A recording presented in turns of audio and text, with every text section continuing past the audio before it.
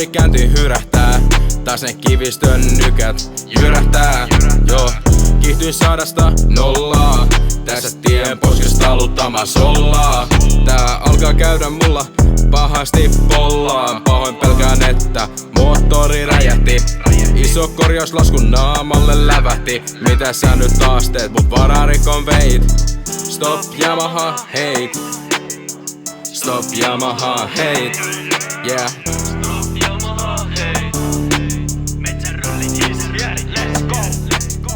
Oot niinku vakka vanna taivasalla.